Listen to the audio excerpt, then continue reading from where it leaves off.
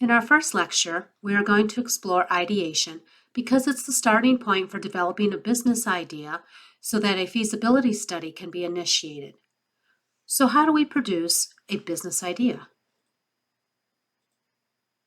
Oxford Dictionary defines ideation as the formation of ideas or concepts, which is a simple definition. Interactive Design Foundation defines it as a creative process where designers generate ideas in sessions, brainstorming. It is the second stage in design thinking process. Participants gather with open minds to produce as many ideas as they can to address a problem statement in a facilitated, judgment-free environment. Notice they use a few key words here: creative process, design thinking, problem statement, and judgment-free environment. This suggests that it is more than just coming up with ideas. Let's dive deeper into the design thinking process.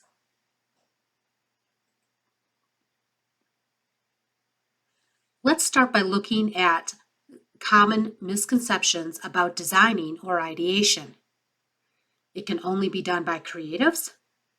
It's linear. You start with step 1 and then move through the process in a predetermined way. Define the issue by existing constraints so that they are designed for efficiency and predictability. New design should have near-term viability for immediate implementation. Designs based on predetermined estimation of humans' needs and desires. These widely held misconceptions lead to the following results: missing out on wonderful ideas that non-creatives would have. We don't think of design as a continual process that can be revisited at multiple points. New ideas tend to be incremental, like a new shining cover on existing tech, and predictable. There's a new model every year. We unknowingly give up innovation because it doesn't meet financial constraints, meaning it doesn't make enough money fast enough.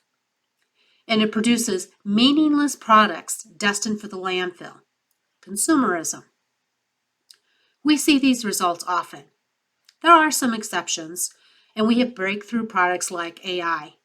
But if you really look at AI, it went against these misconceptions and had a better result. So how can we fight the urge for mediocrity and actually conceive a groundbreaking idea that's worth pursuing? Tim Brown believes there's a better way to approach design and ideation that combines our rational and analytical brains with our emotional, human-centered brains. It uses both halves to find solutions to complex problems and explore different possibilities. It's not enough just to rely on cold, hard data. The human element cannot be overlooked. This is design thinking.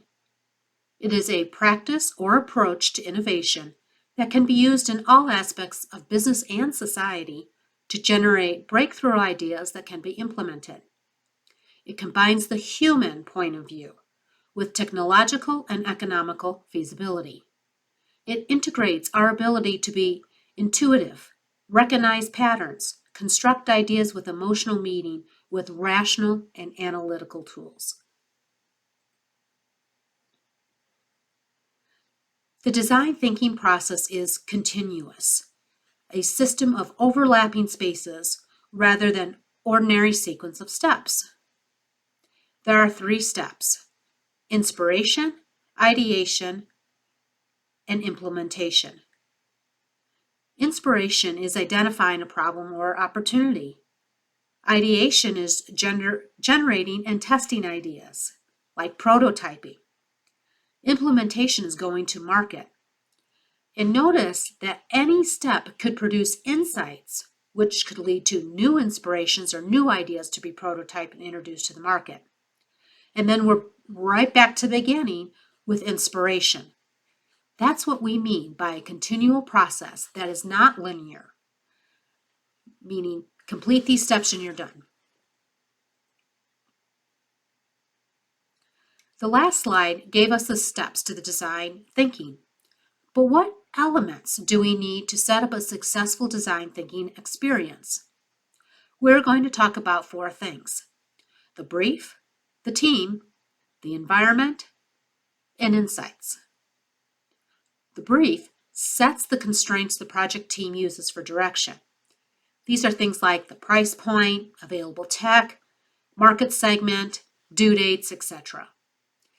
It's important to remember, though, these are not a set of instructions. They need to be vague enough to allow for serendipity and the unpredictability for breakthrough ideas to emerge. The team has to be interdisciplinary and not siloed. There's collective ownership and responsibility for the process and the end result. What we mean by interdisciplinary is that it includes members from engineering, marketing, business, technicians, etc., people with diverse backgrounds. Then the members become advocates for their own specialty. The environment is just important too. It has to be a non-judgmental culture, encouraging all ideas from everyone, and rewards people for success, but gives them permissions to fail.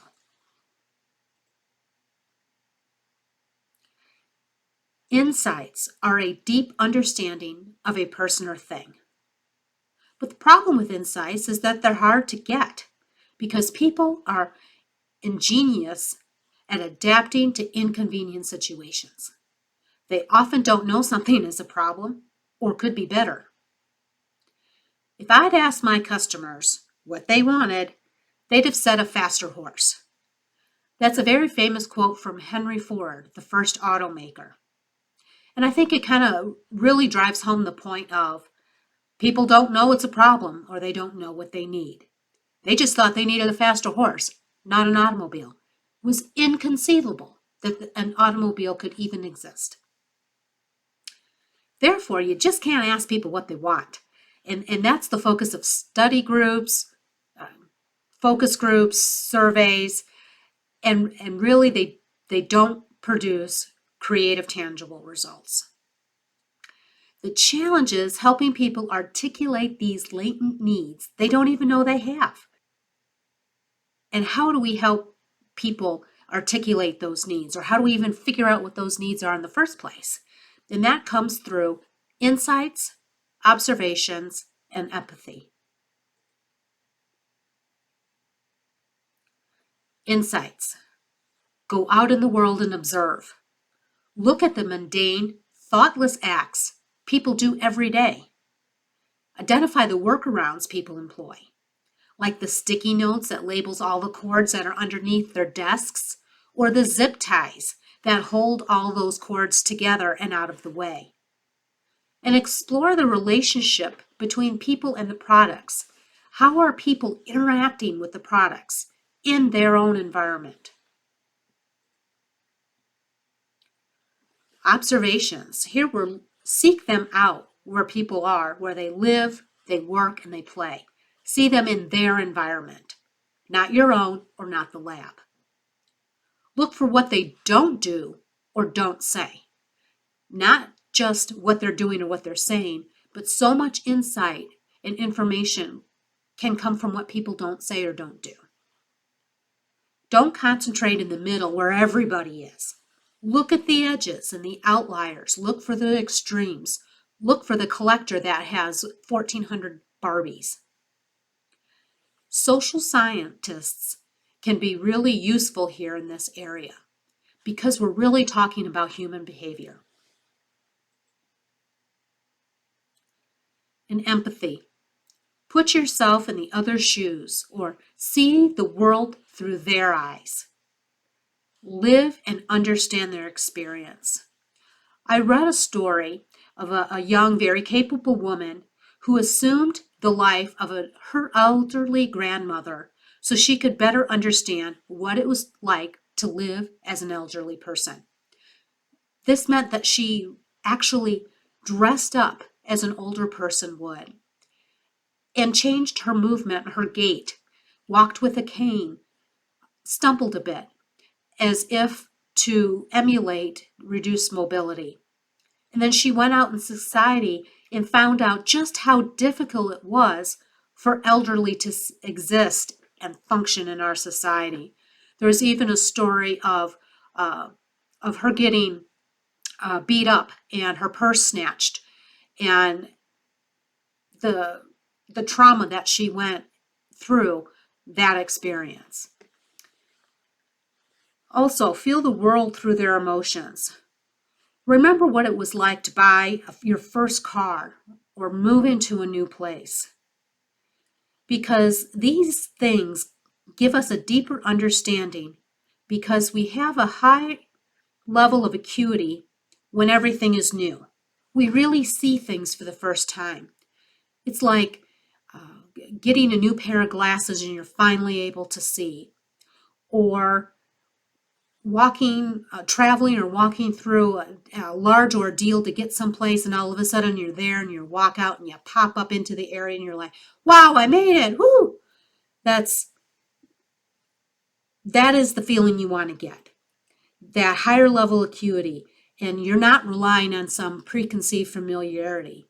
Everything is new and exciting, and that's that deeper emotional understanding. Once we have this insight, we can go back to the 3 steps: inspiration, ideation, and implementation. The first one was inspiration, looking to define a problem or opportunity. Inspiration comes from designing with them, not for them or against them. You're looking for problems or opportunities that can be solved or improved upon together.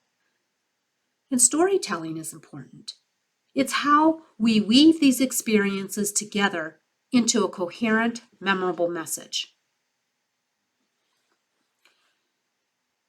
Next is ideation. This is where brainstorming comes into play. We're brainstorming ideas by building upon the ideas of others. We're experimenting and prototyping. And it's important to give design teams the ability to make mistakes. A great business example is 3M sticky notes. This started out as a problem. They designed adhesive paper that didn't stick. And the designers and the engineers of this at first took a ton of heat.